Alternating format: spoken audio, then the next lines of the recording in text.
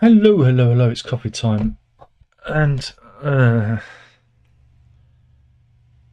haven't looked at the Daily Mail website, so this is going to be more shambolic than usual. um, yeah, this is a. It's just. Oh, somebody at the door. I'll be a minute. Is that at the door?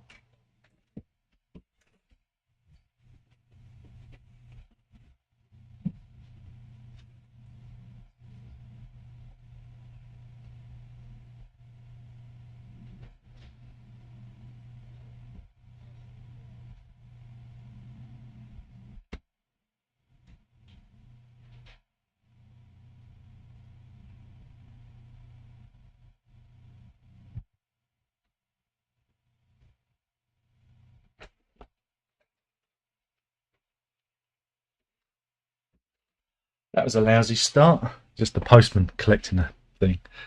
Should we start again? Let's start again. Let's start again.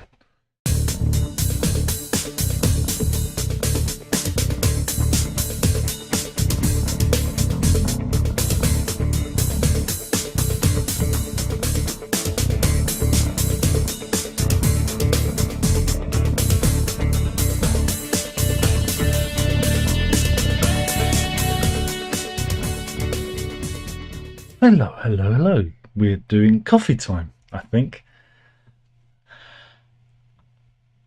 A follow-up on yesterday's story. We was talking about people in France. Was it the other? It wasn't yesterday. Maybe it was Tuesday.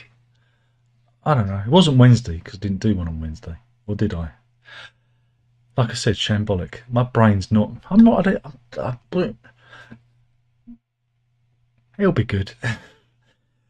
Remember we were saying that the French were considering changing rules so that second home owners could stay in France for 6 months without applying for a long-term visa. Well, in a shocker, the French Constitutional Council rejected an amendment to a major immigration bill which would permitted British settlers to stay in the country for longer than 90 days without a need for a visa. Yeah, it was looking like it was going to go through, but it was defeated. They said it was unconstitutional. And yeah, it's been a big shock. They thought it was going to happen, and it now means that it's staying back to the original rules that foreigners who own a home in France will only be able to stay for 90 days out of 180 days without a visa, and those who wish to stay longer will have to apply for a temporary long stay visa, which would last for 6 months at a time. So there you go. Obviously, they don't like our money that much. There you go. What's we got here? Yeah, we had the execution of Eugene. What's his name? Kenneth Eugene Smith. Don't worry, I'll settle down in a minute. I'll hit me stride. He's the first person to be murdered. Yeah, state murdered by nitrogen hypoxia, and they described the murder because it was a state murder. This wasn't a nice clean kill by all accounts. Witnesses described how they saw him writhing, convulsing and gasping for air for almost 10 minutes before he died in what they say is a horror show 22-minute execution. Yeah, that was nice, wasn't it? It'd been better if they'd have just used the firing squad. The 58-year-old convicted killer had a firefighter-style mask placed over his face and strapped to a gurney. Experts said he would have been unconscious within seconds of inhaling the gas, but it took 7 minutes for him to pass out and another 15 for him to be declared dead. Lee Hedgepeth, who was one of 5 journalists to watch the execution, said, "I've been to 4 previous ones. I've never seen a condemned inmate thrash in the way that Kenneth Smith reacted to the nitrogen gas." Wow. But yeah, the gas was administered at 7:53 p.m. local time, and he smiled, nodded towards his family, and signed "I loved you," and made a heart sign with his left hand to his wife before declaring, "Tonight, Alabama, caused humanity to take a step backwards. I'm leaving with love, peace, and light." But soon Smith was wrenching against the straps, gasping, pounding loudly, and also trying to hold his breath to avoid inhaling the nitrogen through the mask covering his entire face. Again, I think the survival... You're right over there. I think the survival instinct kicked in. So there you go. Should have just used the firing squad. You should be allowed to select your own method of execution. Like in, was it Monty Python's Meaning of Life? That's a great sketch. Insert clip here. Didn't get, yeah. What else have we got? Historians reveal a very surprising ingredient used to be part of the full English breakfast. Okay, colour me interested. Colour me interested. I wonder what it is. Okay,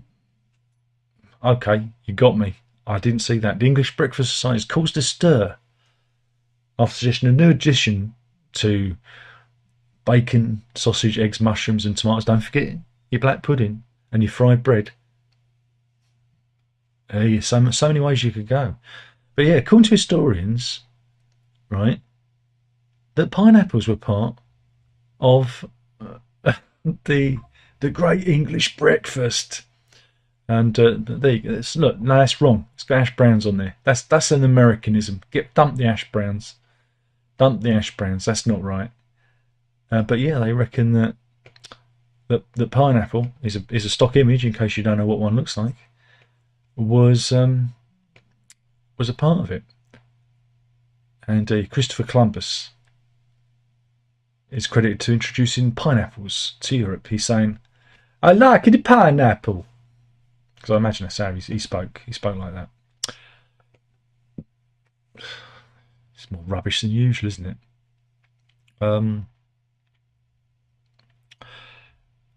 Here we go. This is going to Essex. Not London, but Essex. They broke a stolen car ring. Yeah, Essex Police Stolen Vehicle Intelligence Unit has seized £27 million worth of stolen cars, ranging from luxury vehicles such as Rolls Royces to family cars, including Toyotas. And yeah, one car was a Rolls Royce Cullinan, worth £360,000. Here it is, hidden in a shipping container. It's a tight squeeze, and you'd just scuff the sides of it. I'm sure you would. So yeah, a lot of cars now have tracking devices, so very often, the police could track them down.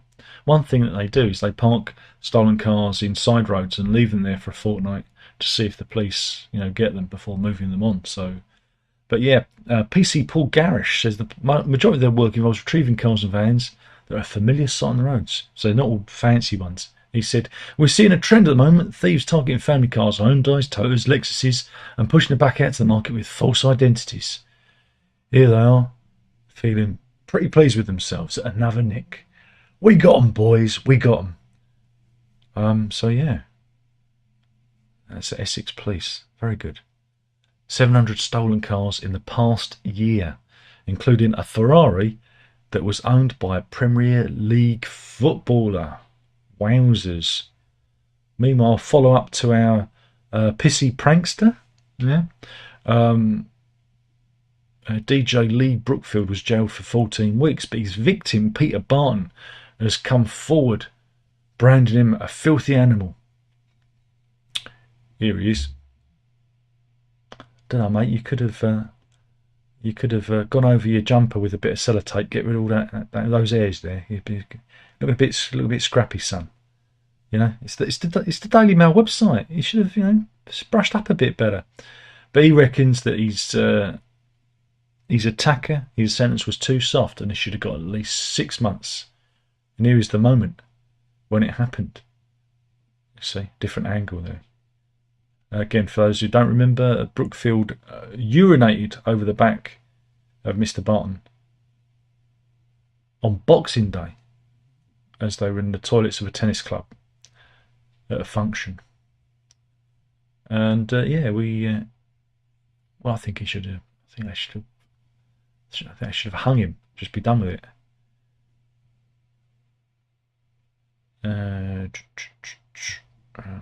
So we got.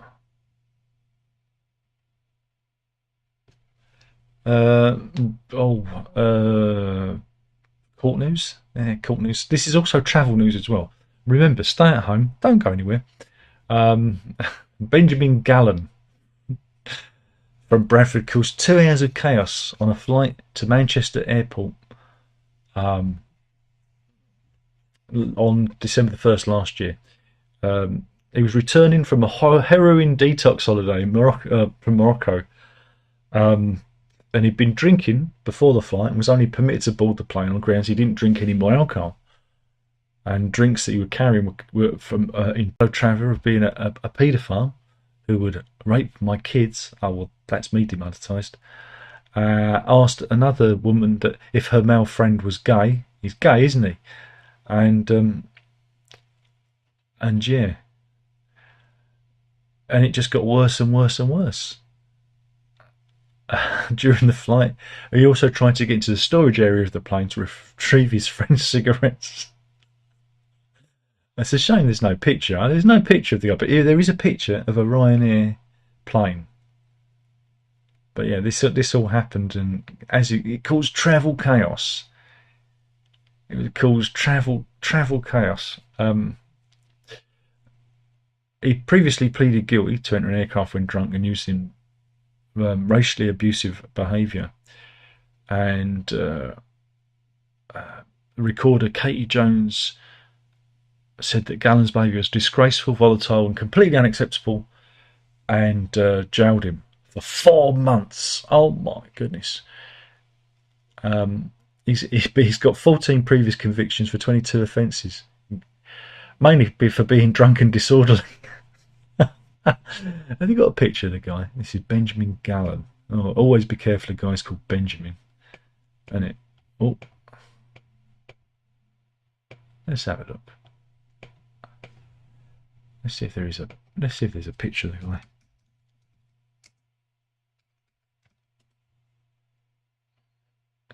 Images.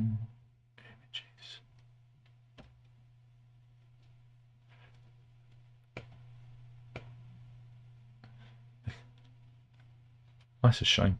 Still no pictures. No pictures. I'm looking, but no pictures. That's a shame. I wanted a picture. I wanted to see. Who he was.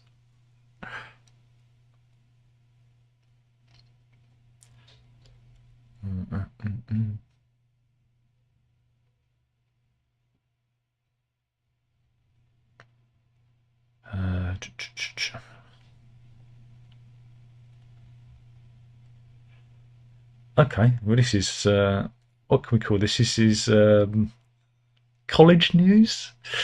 I'm going down to Powell in Dorset, where things got a little bit heated. Apparently, 2 machete-wielding gangs of rival students took part in a mass brawl last night outside of Bournemouth and Powell College, and 5 people were rushed to hospital after a gang of 20 people fought. It's believed the fight consisted of rival groups of Afghan and Romanian students aged between 16 to 20. Tensions have been simmering between the two groups, but in the past few weeks. And this happened at 2:45 p.m. on Thursday. And yeah, it was pretty serious then. Like I said, don't go anywhere. Don't go anywhere. But yeah, it's thought that 2 people were stabbed after 2 of the young men pulled out machetes during the fracker. What else have we got? Is there anything else there? But the punchline is, this came an hour after students were asked to do a safety survey on behalf of the college. Wah, wah, wah, wah, wah, wah, wah. Meanwhile, soap news. Bill Roach, who plays Ken Barlow. He's on Coronation Street. He's the oldest character in the world, or something. I don't watch. I don't don't know what it is. It's about up north. It's grim up north. I think in the latest storyline, his flat cap has gone missing, possibly stolen by a whippet.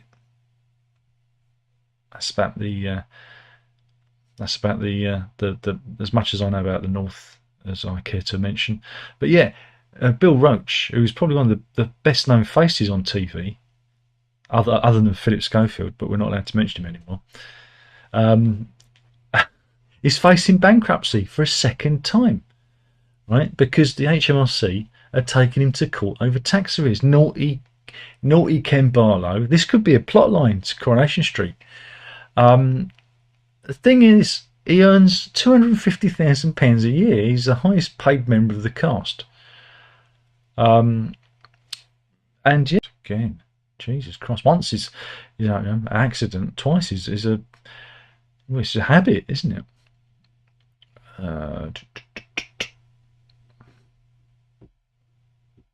Roger and Margaret Hunt complained that the vintage light that they had, which was described here as a decorative lantern that hung outside their home, was stopping them from Mrs. Hunt's son Jonathan, who attended on their behalf. So they took their neighbours to court. Okay. And this is retired police officer Frances Pollard and her husband Graham. They're coming out. The good news is they were victorious. Yes, the judge said, no case to answer here.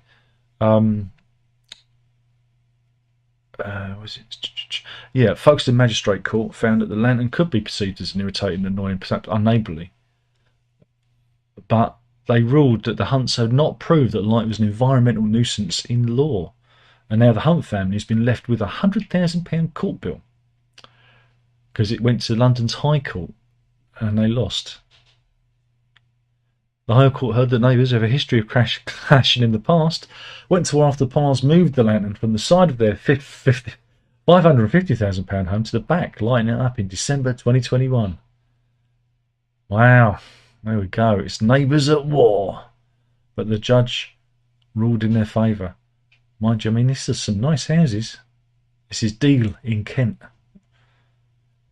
But I think they've got a bit of a bad deal, the Hunts, haven't they? They've got a bad deal. Now here's another court story, but this is from America, and this is the sort of thing that give you nightmares. Harvey Eugene Murphy, right, from Texas, is suing the owners of Sunglasses Hut, and this comes after he was falsely identified as a suspect in a robbery and thrown in jail, right?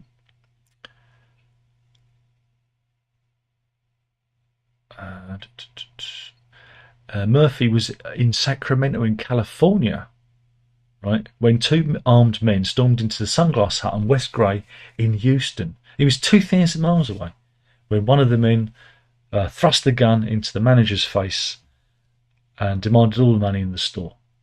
So yeah, this is the place, right? Here you go. It was there. And the facial recognition software that they used to identify the suspect was known to be faulty. It's almost like their own version of the Horizon case. But yeah, he's seeking $10 million in damages. Again, he's suing a company called Essilor-Luxicotica. What a name! Essilor-Luxicotica, USA. 10 million damages. Because when he did go to jail, right? Well, yeah, I'm jumping ahead of myself because the police tracked down the owner of the vehicle's license plate when they were 10, and they used artificial intelligence for facial recognition software, and said it was him.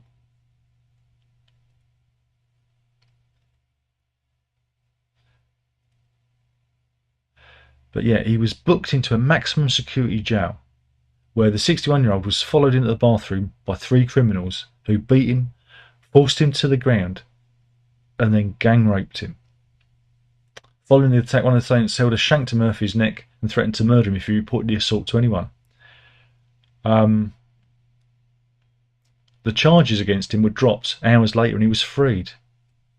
You know, but his life is irreparably damaged because he's still suffering from the effects of the rape to this day. Jesus, that's grim, isn't it?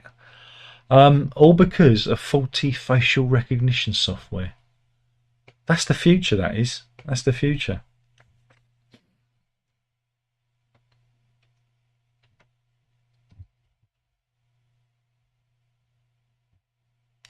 Meanwhile, fancy anyone fancy a kebab? Anyone fancy a kebab? Well, in the Jordanian city of Karak, there's a new kebab shop opening. It's called October the 7th.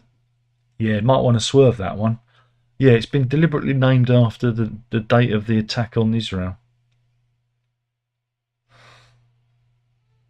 Jesus, not good. Not good. What else have we got?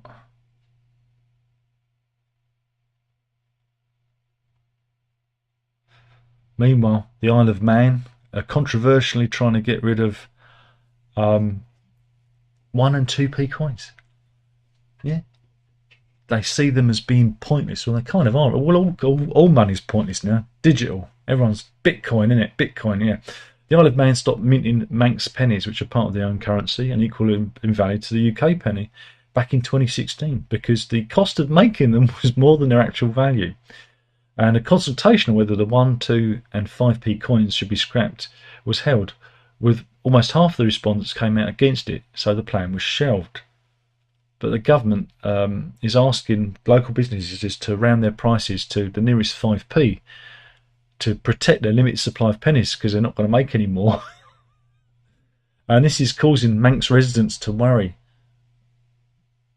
about inflation. Sandra Brennan says they want to get rid of the small coins. It would just put up the price of everything. Or they could lower the price by, couldn't they? And she said, oh, you've got to keep your Manx coins. I save £2 coins. I start every January to December. It's my Christmas money for the grandchildren. But there are now lots of places that prefer cards. I like to keep a cheque. I hate when they took the checkbooks away. Yeah, who remembers the checkbook? So there you go. And that's the people on the Isle of Man. There you go. Quietly phasing out the pennies. They're not really. They're just not making any more because the punters like the pennies. What else have you got?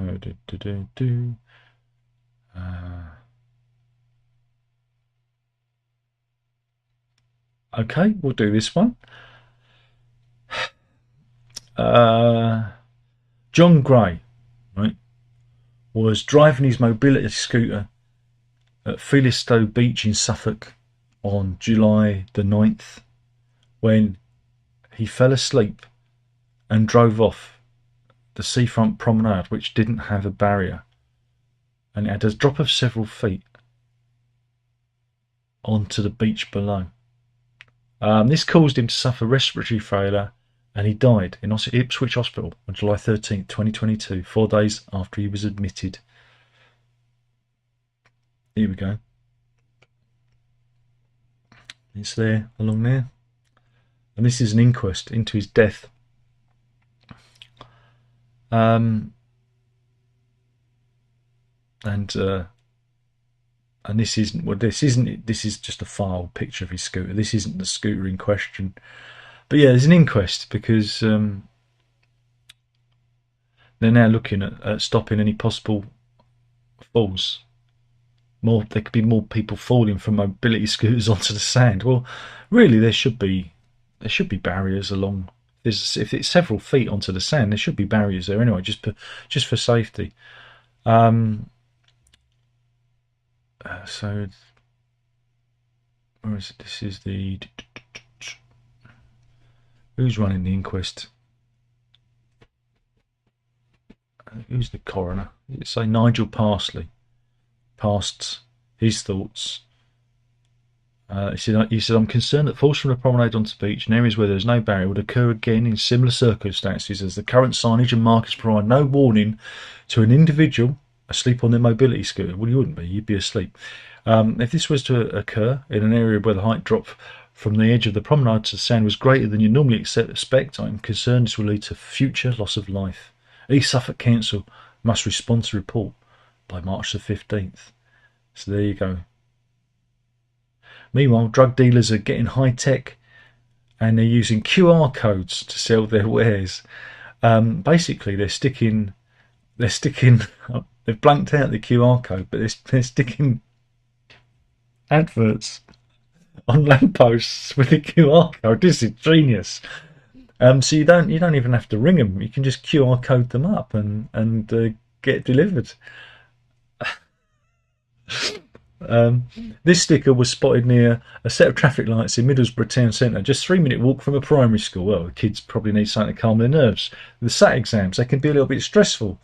Middlesbrough Council said they were told of similar stickers which are sent to staff to remove, and Cleveland Police are inquiries. Okay.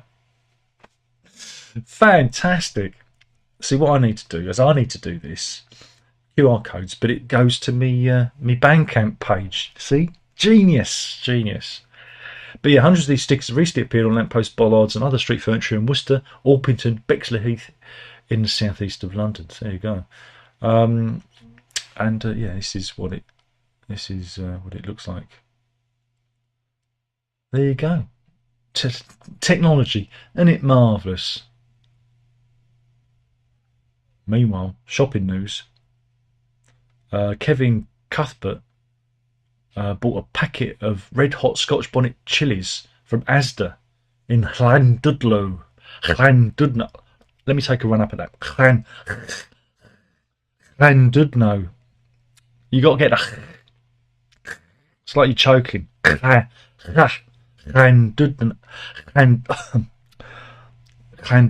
There you go. Got it right that time. And the father of 3 was surprised when he got a little bit extra in his fiery and fruity Scotch bonnet chilies. Fiery and fruity. That's the pet name the missus has for me. What did he find? Well, he found a little gecko hiding in there. Yeah, a baby gecko running around. A live baby gecko. Don't shout too loud, sir, or they'll all want one. So there you go. And there he is. He's lost his little tail though. Notice he took it to the Welsh Mountain Zoo in Colwyn Bay. That's revealed it was a crocodile gecko, also known as a Moorish gecko, because when you've had one, you want to have another one. They're quite Moorish. And look, he's got a little. Kevin's bought a little container for him with a lamp and some rocks. Ah, so there you go. And I think we'll call it a day, because I fudged it up. A bit, didn't I? And that was a good animal story to end on, I think. I'm just looking if there are any other good stories. Nah, not really. Nah, that'll do. That'll do, pig. That'll do. Unless there's any other animal stories, but we don't think there is. Nope. Anyway, let's see if there's anybody in. Is there anybody in? Nobody in. 10 people in. That's almost fine. Oz is going well so far. Perfect. Hetty says, hi Darren, I'm listening. A very good weekend. Same to you. Have a good one yourself. Simon says, good day. Horrible story about the execution. The ironic thing is that there are staunch Christians in Alabama. Look, again, if you're going to have the death penalty, at least make it humane. Or let the person choose their own, I know some people want to be, killed by firing squad. They should just do that. It's quicker and it's really cheap. One of the reasons that they're not doing the old style executions is because the cost of the drugs has shot up. But they don't want to talk about that. And so that's why they're trialling this death by nitrogen hypoxia because it's supposedly cheaper. Firing squad's even cheaper, you know, and a hanging would be even quicker and more humane if done properly. I mean, crikey. But that sounds like, again, even though he's a murderer and in the eyes of the American legal system deserved it, I think if you're going to be humanitarian about it, we're not. You know, we're not. We're not uncivilized, are we? I mean, I'm actually for the death penalty, but I think it should be humane.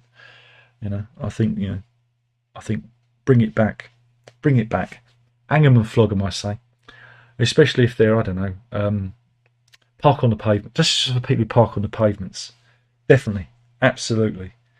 I tell you, people who talk on their headsets while walking along. Yesterday we counted, it's like 4 people just talking and walking really loudly. All you can hear is this mumbling noise when you're walking the dog, and it's like, what the fuck? Those people can be. Get rid of them. Get rid of them. Payne's Insta, good afternoon. It's sunny Wednesday. It's a bright one here as well. It certainly is. Oz says it sounds like a Mexican name. Arriba, arriba. Fasano says that's tech for you in the Orwellian 21st century. Hopefully the victim will get some compensation. Again, it's absolutely shocking. It's just a shocking story. Firstly, you know, mistaken identity. Again, if you've seen films like, was it Minority Report and that, where they can, you know, digitally enhance things, and you think, oh, okay, maybe that AI software is great, but if it's faulty and it can pull in anyone, and then you find yourself, well, literally buggered. Yeah, well, hopefully he gets a nice big payout. It won't hurt his backside, but it won't repair his backside, but it won't be as painful as having 3 men have fun at your rear end. An unfortunate incident there. And anyway, on that, let's have a happy weekend and try not to bend over for the soap if you're in prison. You know, we've hit a new low. Killing the channel. 1 video at a time. I don't care anymore. What's the point? No one's watching. Killing the channel 1 video at a time. You know. This is the news, and with the news, you gotta drink out. So have a good weekend. Ta-ta.